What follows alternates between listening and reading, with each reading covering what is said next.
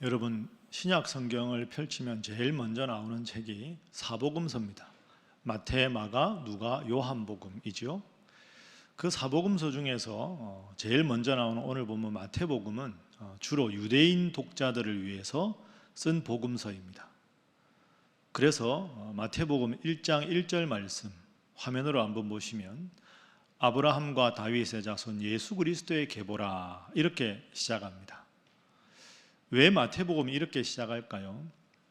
유대인들은 구약 성경에 아주 익숙합니다. 자신들의 조상의 이야기이기 때문이죠. 그러면 그 많은 조상들 중에서 자신들이 제일 존경하는 조상이 누굽니까? 믿음의 조상 아브라함, 임금 중에서는 다윗 왕 이렇습니다. 그러니까 구약 성경이 제일 인용이 많은 사복음서 중에서 복음서도 마태복음이고, 마태복음 1장 1절에 예수님을 소개할 때 아브라함과 다윗의 자손, 그 계보를 따라서 예수님이 오셨다. 그래서 그 마태복음을 읽는 유대인들에게 예수라는 분이 위대한 분이구나 라는 느낌을 갖게 하는 거죠. 그래서 1장 1절에는 아브라함과 다윗의 이름이 나오고, 그 족보의 맨 마지막 절 25절을 한번 보시면 25절에는 이름을 예수라 하니라. 그래서 족보의 마지막은 예수님으로 마칩니다. 그래서 예수님의 이름이야말로 구약 성경에 약속된 그 하나님의 약속의 성취자, 구원자다 하는 그런 의미를 우리에게 들려주는 것이죠. 제가 마태복음은 주로 유대인 독자들을 위해서 썼다 이런 말씀을 드렸는데, 유대 문화는 매우 남성 중심적입니다. 여러분, 구약 성경의 제일 위대한 사건이 출애굽 아닙니까? 출애굽 사건. 출애굽한 인구가 총 몇 명이라고 기억하십니까? 출애굽한 인구는 60만 3,550명, 대략 60만 명 이렇게 말합니다. 그런데 그 60만 명은 장정만, 남자 장정만 60만 명입니다. 그러니까 노약자와 여인들까지 다 합하면 200만 명 정도가 되는 겁니다. 그럼 왜 60만 명이라고 하느냐? 말씀드린 대로 유대인의 문화가 매우 남성 중심적이기 때문에 여인들의 숫자는 인구의 숫자에 포함시키지 않았습니다.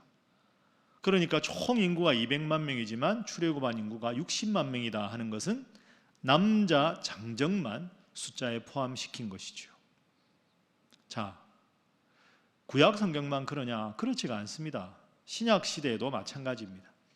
마태, 마가, 누가, 요한복음서에 다 나오는 예수님의 기적이 있습니다. 뭡니까? 보리떡 5개, 물고기 2마리로 5,000명을 먹인 사건입니다. 오병이어 사건으로 우리가 알고 있죠. 자, 그런데 여러분 아시는 대로 오병이어 사건에서 예수님께서 먹이신 사람의 숫자는 5,000명인데 그 5,000명은 장정만 5,000명입니다. 거기도 노약자와 여인들의 숫자가 빠져 있습니다. 다 합하면 얼마일까요? 2만 명입니다. 2만 명. 이렇듯이 이 유대인들의 문화는 매우 남성 중심적이고 여인들의 숫자를 포함시키지 않는 것은 신약 시대에도 어느 정도 계속되었다, 이렇게 우리가 미루어 짐작할 수 있습니다. 그런데 오늘 이 예수님의 족보를 보면 아주 이상한 점이 등장합니다. 마태복음 1장을 자연스럽게 쭉 읽어보시면 5명의 여인들의 이름이 등장한다는 겁니다. 이게 왜 이상하냐? 이상하죠. 제가 말씀드린 대로 유대인들의 문화는 남성 중심 문화이기 때문에 여인들의 숫자는 인구에도 포함시키지 않았는데 족보에 여인들의 이름이 5명이나 들어간다. 이건 상당한 중요한 의미가 있는 거죠. 예수님의 족보가 마태복음 1장에도 나오고 누가복음 3장에도 나옵니다. 누가복음은 주로 이방인들을 위해서 쓰여진 복음서인데 누가복음 3장에는 여인들의 이름이 전혀 나오지 않습니다. 자, 그럼 여러분 이걸 한번 생각해 보십시오. 유대인들을 위해서 쓰여진 마태복음에 여전히 남성 중심적인 문화에서 그 예수님의 위대하신 족보 마태복음 1장에 5명의 여인의 이름이 등장하는 이유가 무엇일까? 그 여인들은 도대체 어떤 사람들이었기에 예수님의 족보에 등장하는가? 그리고 그 여인들의 이름이 오늘 우리에게 주는 중요한 교훈은 무엇인가? 오늘은 이 질문으로 말씀을 살펴보도록 하겠습니다. 자, 먼저 여러분이 궁금해하시는 대로 예수님의 족보에 나오는 여인들의 이름입니다. 화면에 보시면 4명 나오죠. 또 한 명 누굴까요? 마리아입니다. 그죠? 마리아는 다 아니까 빼고요. 다말, 라합, 룻, 우리아의 아내 밧세바 4여인의 이름이 등장합니다. 여러분 어떻게 생각하십니까? 예수님 족보에 나올 만한 여인들의 이름이라고 생각하십니까? 우리가 얼핏 생각해 보면 예수님의 족보에 나올 이름은 후보자가 누굴까요? 최초의 여인이었던 하와의 이름, 아니면 창세기에 나오는 이스라엘의 가장 위대한 족장들 아브라함, 이삭, 야곱, 요셉. 그러니까 그들의 부인들의 이름, 아브라함, 그 다음에 이삭, 야곱이니까 사라, 그 다음에 리브가, 라헬, 이런 이름들이 나와야 예수님의 족보에 어울릴 법하지 않습니까? 그런데 예수님 족보에는 하와의 이름도 안 나오고 사라도 리브가도 라헬도 나오지 않습니다. 예수님의 어머니의 이름 외에 이 4명의 이름, 다말, 라합, 룻, 밧세바, 이 4명의 이름이 나옵니다. 여러분 저 이름을 어떻게 생각하십니까? 위대한 인물이라고 생각하십니까? 왜 저인들이 얼마나 위대하길래 내가 별로 들어보지 못한 이름인데, 이런 생각은 하시지 않습니까? 자, 그러면 한 사람씩 어떤 여인이었는지 한번 살펴보도록 하겠습니다. 먼저 다말입니다. 다말은 3절에 나옵니다. 구약 성경 창세기에 보면 그 야곱에게 12명의 아들이 있었습니다. 그 12명의 아들 중에 넷째 아들 이름이 유다입니다. 유다에게는 아들이 셋이 있었는데요. 큰아들 이름이 엘입니다. 엘. 그 엘의 부인이 다말이었습니다. 그러니까 더 쉽게 표현하면 유다의 며느리가 다말이었습니다. 그런데 문제는 이 다말의 남편인 엘이 하나님 보시기에 악해서 심판을 받아서 젊었을 때 죽게 됩니다. 졸지에 이 다말은 남편을 여의게 된 거죠. 그런데 문제는 그 당시에는 다산이 축복이다, 아이를 많이 낳는 것이 복이라고 생각되던 옛날 고대 시대인데 이 엘이 한 자녀도 갖지 못하고 그냥 죽어버렸습니다. 그러니까 다말은 그 당시 문화에서 저주받은 여인이 된 거죠. 왜냐하면 후손이 하나도 없으니까. 그래서 시아버지인 유다에게 자신에게 아이를 갖게 해달라고 여러 번 간청을 합니다. 그런데 그 간청이 묵살이 됩니다. 이런저런 이유로. 그래서 이 며느리 다말이 꾀를 하나 냅니다. 그런데 그 꾀를 낸 방법이 아주 충격적인 방법입니다. 어떤 방법을 냈느냐 하면 어느 날 다말이 스스로가 변장을 합니다. 자신의 몸을 파는 여인인 것처럼 변장을 하고 옷을 바꿔 입습니다. 그리고는 지나가는 남자를 기다리죠. 그래서 그 지나가던 남자와 다말 사이에 아기가 생깁니다. 여러분 그 상대남이 누굴까요? 바로 시아버지 유다입니다. 며느리가 임신했다는 소식을 듣고 깜짝 놀라서 시아버지 유다가 추궁을 해보니까 그때 그 몸을 파는 여인을 만나서 관계했던 사람이 자신입니다. 그래서 오늘 본문 말씀 우리가 화면에 본 대로 3절 말씀에 보면 유다는 다말에게서 베레스와 세라를 낳았다. 유다가 시아버지입니다. 그러니까 시아버지와 며느리 다말 사이에 쌍둥이 아들이 낳았는데 베레스와 세라였다 하는 것이죠. 여러분 도덕적 기준으로 보면 정말이지 부끄러운 행동을 한 사람이 유다와 다말입니다. 이 다말이라는 여인이 예수님의 족보에 나오는 첫 번째 여인입니다. 자, 그럼 두 번째 여인 라합에 대해서 한번 생각을 해보겠습니다. 5절에 라합이 나오죠. 살몬 라합에게서 보아스를 낳았다. 자, 여러분 이 라합은 여호수아서 2장에 나옵니다. 우리가 출애굽 한번 기억을 해보시면 이스라엘 백성들이 애굽에서 나와서 가나안 땅으로 들어갑니다. 가나안 땅 들어가기 전에 난공불락의 큰 요새와 같은 성이 있었습니다. 그 성이 여리고성이었습니다. 그래서 여리고성 인근과 여리고성을 정탐하기 위해서 정탐꾼을 파견하지요. 그 성의 규모를 가늠해 보기 위해서. 그때 여리고 땅에 있으면서 그 이스라엘의 정탐꾼들을 숨겨주고 보호해 주었던 여인이 라합입니다. 여기까지만 보면 라합은 참 훌륭한 여인 같습니다. 그런데 여러분 아시는 대로 라합의 직업이 무엇입니까? 기생입니다. 기생이라고 되어 있지만 원문을 그대로 보면 자신의 생계를 위해서 자신의 몸을 파는 직업적 매춘부라고 이렇게 되어 있습니다. 라합은 이스라엘 사람들 보기에는 참 고마운 사람이지만 그 당시 기준으로 보나 오늘날의 기준으로 보나 생계를 유지하기 위해서 그런 직업을 가졌다는 것은 결코 자랑할 만한 그런 일은 아닙니다. 사실은 직업을 숨기고 싶은 부끄러운 그런 여인이 족보의 두 번째에 나오는 라합입니다. 자, 세 번째 여인을 봅니다. 세 번째는 룻입니다. 보아스는 룻에게서 오벳을 낳았다 이렇게 나오죠. 룻 여러분 기억하십니까? 오늘은 구약 공부를 많이 하게 되는데요. 룻은 사사시대 인물입니다. 그때 그 이스라엘 땅에 가나안에 살던 이쪽 지역에서 흉년이 크게 듭니다. 그래서 흉년이 드니까 그 당시에 살던 많은 유대인들이 그 인근 나라로 흉년을 피해서 이민을 갑니다. 이민을 많이 갔던 나라가 이웃에 있던 모압입니다. 모압은 대대로 이스라엘과 적대적인 관계를 가진 그런 나라죠. 그러니까 모압 땅으로 흉년을 피해서 이민을 가는데 그 이민 간 사람들 중에서 나오미라고 하는 여인이 있습니다. 그러니까 나오미와 남편과 아들 둘이 있었는데 이민을 가죠.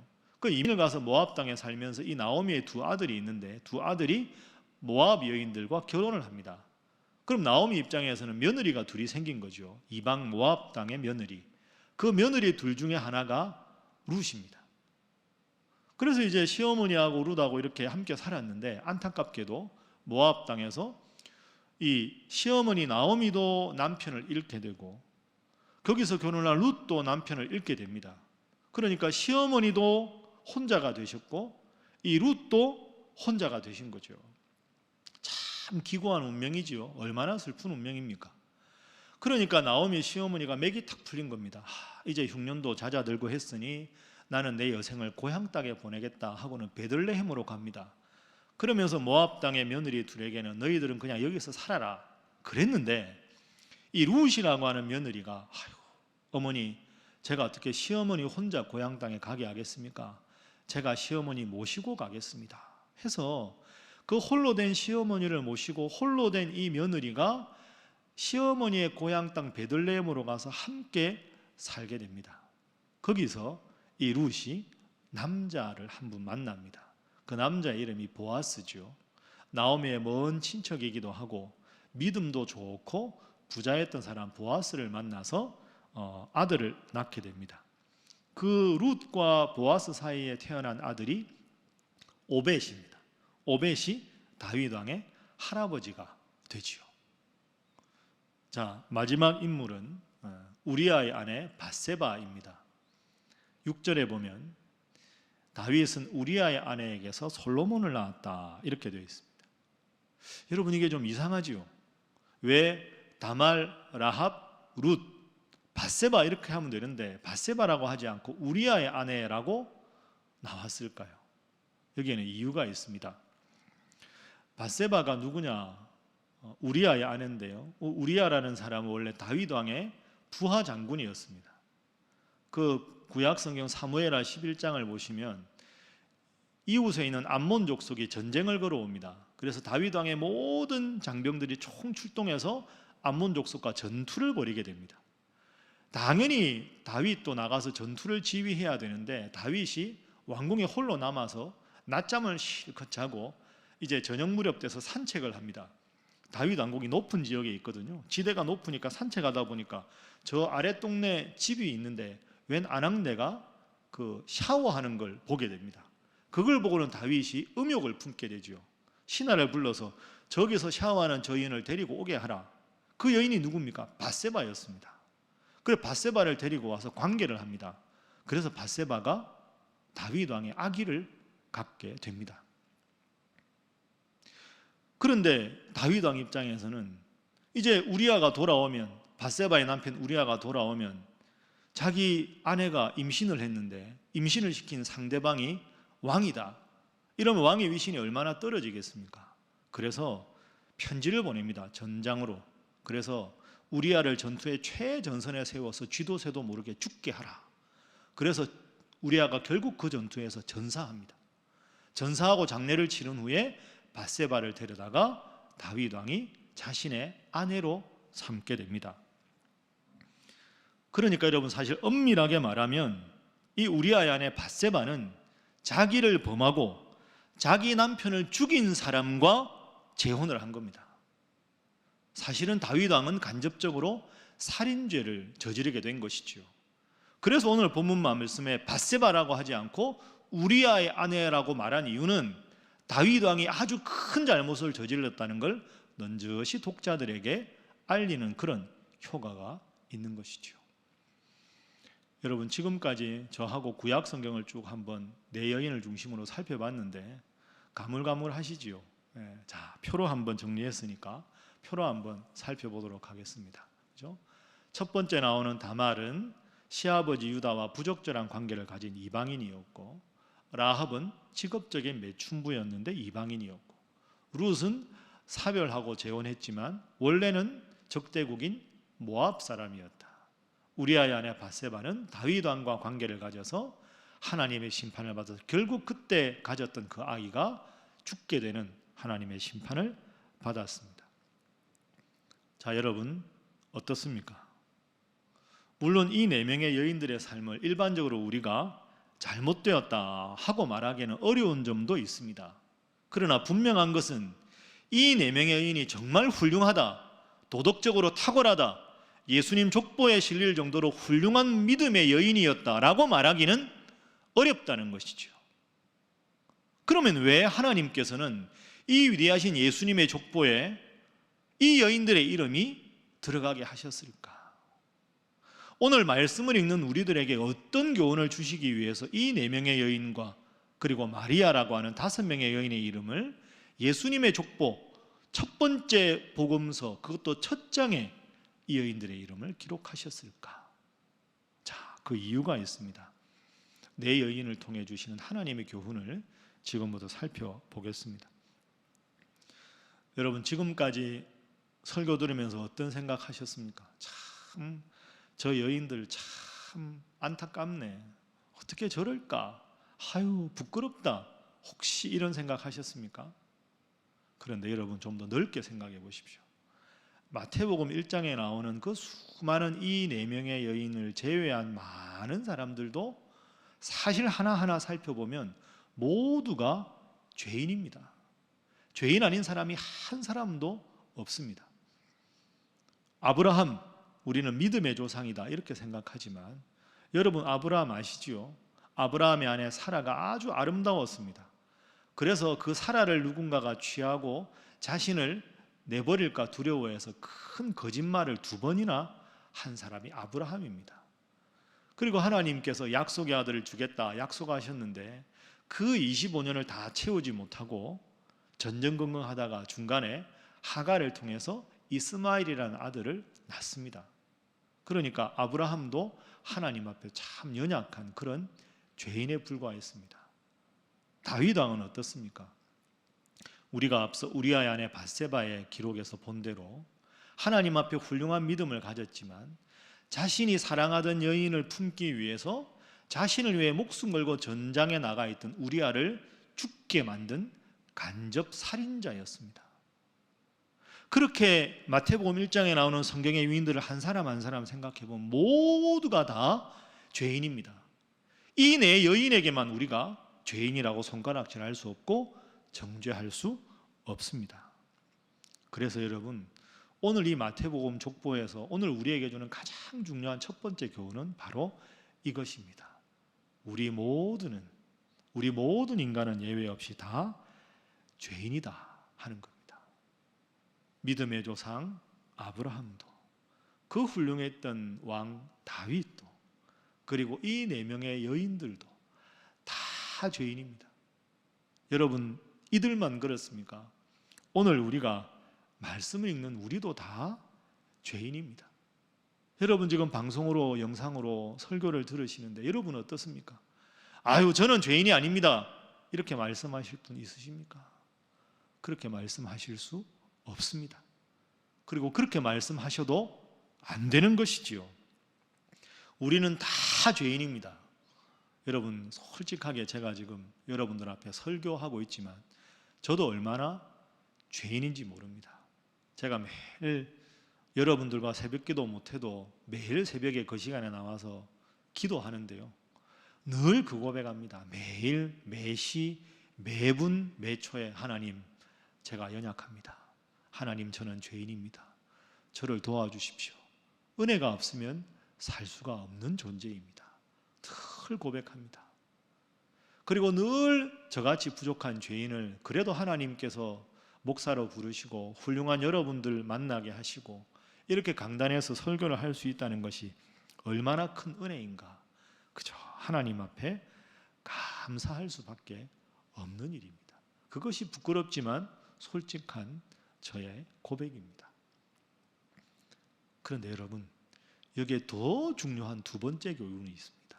우리 모두가 죄인이지만 하나님은 그런 죄인을 통해서도 그의 역사를 이루어 가신다 하는 것입니다. 앞서 예를 들었던 아브라함도 다윗도 이 여인들도 다 죄인인데 그 죄인의 혈통을 통해서 그 위대하신 예수님께서 오신 겁니다. 그러니까 저나 여러분이 다 죄인이지만 우리가 하나님 앞에 감사하면서도 희망을 품고 살아갈 수가 있는 것이죠. 죄인의 혈통을 타고 구원자로 오신 그 예수님께서 내가 죄인이지만 오늘 나도 사랑하셔서 나를 통해서 주님의 역사를 이루어 가신다 하는 믿음이 있기 때문입니다. 그래서 마태복음 9장 13절 말씀이 얼마나 은혜가 되는지 모릅니다. 주님께서 이렇게 말씀하셨습니다. 나는 의인을 부르러 온 것이 아니요 죄인을 부르러 왔노라 하시니라. 여러분 영상으로 설교 청취하시는데 저를 한번 따라서 다 한번 해보겠습니다. 하나님은 죄인들을 통해서도 자신의 역사를 이루어 가신다. 여러분 믿습니까? 그렇습니다. 나는 죄인이지만 나 같은 죄인을 통해서도 하나님은 하나님의 역사를 이루어 가신다. 나는 죄인이지만 나를 통해 하나님은 역사하신다. 교회는 잘못될 수 있지만 우리 예수님은 잘못될 수 없다. 예수 믿는 사람은 잘못될 수 있지만 우리의 구원자 예수님은 결코 잘못될 수 없는 인류 유일한 구원자시다 하는 것입니다. 그리고 여러분, 이 네 여인의 삶을 쭉 생각해 보면 아주 중요한, 우리가 꼭 기억해야 될 교훈이 있습니다. 그것은 이 네 명의 여인들은 이 과거의 부끄러움과 아픔을 다 뒤로하고 그들의 삶에서 주님을 모시고 참 훌륭한 믿음의 사람으로 살았다는 겁니다. 이게 더 중요합니다. 그래서 예수님의 족보에 있을 수가 있습니다. 지금까지 살펴본 나름대로 아픈 과거, 상처받은 과거, 힘들었던 과거였지만 다 청산하고 주님 잘 믿은 여인들이 이 네 명의 여인들이었습니다. 먼저 다말 한번 생각해 보십시오. 여러분, 다말은 유다의 며느리라고 말씀드렸죠. 이방 여인이었습니다. 하나님을 몰랐습니다. 그런데 유다의 집에 엘이라는 남자와 결혼을 하고 보니 그 유다의 가문이 하나님을 잘 믿는 가문이었습니다. 그래서 이 다말이 하나님을 믿게 되었습니다. 그래서 예수님의 족보에 자신의 이름을 올리게 되었습니다. 하나님을 믿는 여인이 된 거죠. 라합 마찬가지입니다. 제가 여러분들에게 말씀드린 대로 라합은 직업이 참 부끄러운 직업이었습니다. 그러나 그것은 과거입니다. 여리고성의 그 모든 사람들이 하나님의 이름을 몰랐지만 소문으로 하나님의 이름을 듣고 하나님을 믿는 이스라엘 사람들이 이 여리고성에 침공한다고 하니 나는 소문으로 듣는 그 하나님이 위대한 분이라고 믿는다 하는 믿음을 가졌습니다. 그 믿음으로 정탐꾼들을 구해 주었습니다. 그리고 그 유다 자손의 유력한 집안에 살몬이라고 하는 사람과 라합이 결혼을 합니다. 그리고는 훌륭한 믿음을 가진 여인이 되어서 그 라합의 혈통을 통해서 예수님이 나시게 된 것이죠. 룻도 마찬가지입니다. 룻은 유대인들이 경멸하던 모압 땅의 여인이었습니다. 그러나 모압 땅에서 시어머니 만나고 남편 만나 결혼하면서 하나님을 믿는 여인으로 룻이 거듭났습니다. 자, 룻기 1장 16절 말씀에 룻의 믿음이 나옵니다. 룻이 이르되 어머니 저보고 떠나라고 하지 마십시오. 어머니 모시고 가겠습니다. 제일 아래쪽에 두 줄 보십시오. 어머니의 하나님이 나의 하나님이 되실 겁니다. 그러니까 시어머니 나오미를 통해서 룻이 하나님을 믿는 사람이 된 것이죠. 어머니의 하나님이 제 하나님이십니다.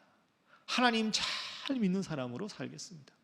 룻이 그렇게 믿음의 여인이 되었습니다. 우리아의 아내 밧세바 마찬가지입니다. 이 우리아의 아내 밧세바가 다윗 왕과 살아가다가 이제 다윗 왕의 나이가 들었을 때 다윗 왕의 후계자가 누가 될 것인가로 아주 첨예하게 복잡하게 대립을 합니다. 그때 목숨을 걸고 이 밧세바가 다윗 왕을 찾아갑니다. 그리고는 또 다른 다윗 왕과 사이에 태어난 아들 솔로몬, 이 솔로몬이 하나님께서 당신의 후계자로 삼으신 왕이다 하는 걸 고백하지요. 거기에 열왕기상 1장 7절 말씀에 잘 나와 있습니다. 보십시오. 그가 왕께 대답하되 내 주여 왕의 전에 왕의 하나님 여호와를 가리켜 여종에게 맹세하시기를 내 아들 솔로몬이 반드시 나를 이어 왕이 되어 내 왕위에 앉으리라. 왕이 전에 왕의 하나님 여호와를 가리켜 맹세하셨다. 하나님께서 정한 당신의 후계자는 바로 솔로몬입니다. 저 말을 듣고 다윗 왕이 솔로몬을 자신의 후계자로 선택하게 됩니다. 여러분, 그렇습니다. 이 네 명의 여인들은 당대 많은 사람들에게는 손가락질 받던 여인일 수 있습니다. 행실이 저게 뭐야? 직업이 뭐래? 어떻게 저런 여인이 이런저런 손가락질 받았을 텐데 변화되어 정말로 하나님을 믿는 위대한 믿음의 여인으로 거듭났습니다. 그 믿음의 여인이 되었기에 하나님께서는 예수님의 그 위대한 족보에 이 네 명의 여인의 이름을 다말, 라합, 룻, 우리아의 아내 밧세바 이 이름을 기재할 수 있는 영광을 주셨습니다. 여러분, 우리는 보통 살아가면서 이런 표현을 많이 씁니다. 참 저 사람은 삶이 평안하다, 저 집은 참 복받았다. 이럴 때 성경적으로 형통하다 이런 표현을 많이 쓰죠. 형통한 삶. 여러분, 우리 모두도 형통한 삶을 살았으면 하는 바람들을 다 가지고 있습니다. 그런데 제가 여러분들에게 한 가지 질문을 드리고 싶습니다. 여러분, 형통한 삶이 어떤 삶일까요? 내가 원하는 대로 돈 많이 벌고 사업 잘 되고 바라는 대로 다 되고 몸 건강하고 자식들 공부 잘하고 좋은 데 취직하고 시집 장가 가서 잘 살고 그게 형통한 걸까요? 물론 형통한 것처럼 보입니다. 그러나 정확하게 말씀드리면 그것은 세상적인 형통입니다. 성경에서는 형통한 걸 그런 식으로 표현하지 않습니다. 여러분, 형통이라는 단어로 오늘 본문의 네 여인을 생각해 보십시오. 이 여인들은 기구한 삶을 산 것처럼 보입니다. 굴곡진 삶을 산 것처럼 보입니다. 그러나 이 여인들처럼 형통한 삶을 산 여인은 없습니다. 왜? 예수님의 그 위대한 족보에 자신의 이름을 올렸기 때문입니다. 이 세상에 그 어떤 위대한 사람도 예수님의 족보에 자신의 이름을 올린 사람은 거의 드물지 않습니까? 다말, 라합, 룻, 밧세바, 예수님의 족보에 자신의 이름을 올릴 정도로 형통한 여인이 되었습니다. 여러분, 중요합니다. 굴곡진 삶을 살았습니다. 손가락질 받는 삶을 살았습니다. 그러나 그들이 이렇게 예수님의 족보에 이름을 올릴 정도로 형통한 삶을 살았던 이유가 무엇입니까? 아팠던 과거를 뒤로하고 주님 믿는 믿음으로 거듭났기 때문입니다. 꼭 기억하십시오. 성경에서 말하는 형통은 세상적으로 잘 되는 게 아닙니다. 하나님과 동행하는 것이 형통한 삶인 줄로 믿습니다. 과거를 다 뒤로 하고 이제는 하나님 잘 믿고 지금부터는 매일매일 삶의 중심에 하나님을 모시고 하나님을 믿는 믿음으로 부끄러웠던 과거가 아니라 앞으로 하나님께서 더 큰 복을 주실 미래를 기다림으로 준비하며 믿음으로 준비하고 소망으로 살았던 여인이었기에 이 여인들의 아름다운 현재와 미래를 하나님 보시고 예수님의 족보에 이들의 이름을 올려놓으신 것입니다. 그래서 오늘 본문의 마지막 교훈입니다. 여러분 꼭 기억하십시오. 형통한 삶은 주님과 동행하는 삶입니다. 세상적으로 잘 되는 게 형통한 게 아니라 주님과 동행하는 삶이 형통한 삶이다. 여러분에게 한 가지 질문합니다. 여러분은 지금 어떻게 지내십니까? 형통한 삶을 지내십니까? 목사님, 코로나 때문에 이렇게 힘든데 어떻게 형통한 삶이 되겠습니까? 여러분, 그렇게 대답하지 마십시오. 아무리 힘들고 어려워도 시편 기자가 고백하는 대로 천만인이 나를 애워싸 진친다 할지라도 나는 두려워하지 아니하리라. 주님과 더불어 매일 동행하는 그 삶이 진정한 형통한 삶인 줄도 믿습니다. 그래서 여러분, 부탁드립니다. 세상의 평가에 너무 얽매이지 마십시오. 하나도 중요하지 않습니다. 여러분의 과거가 혹시 안타깝고 부끄러우십니까? 전혀 과거에 얽매이지 마십시오. 하나님 앞에 과거는 아무런 의미가 없습니다. 지금 현재가 중요하고 앞으로가 하나님께는 중요하기 때문입니다. 형통한 삶이란 아무 문제가 없는 삶이 아니라 하나님과 동행하는 삶이다 하는 것을 이 네 여인을 통해서 우리는 알 수가 있습니다. 설교 마치면서 제가 여러분들에게 복음성가 하나 소개하겠습니다. 여러분, 소원이라는 곡이 있습니다. 소원. 가사가 이렇죠. 가사 보시면 아실 텐데, 삶의 작은 일에도 그 마음을 알기 원하네. 그 길, 그 좁은 길로 가기 원해. 아십니까? 삶의 작은 일에도 그 마음을 알기 원하네. 그 길, 그 좁은 길로 가기 원해. 이렇게 시작하는 그런 곡입니다.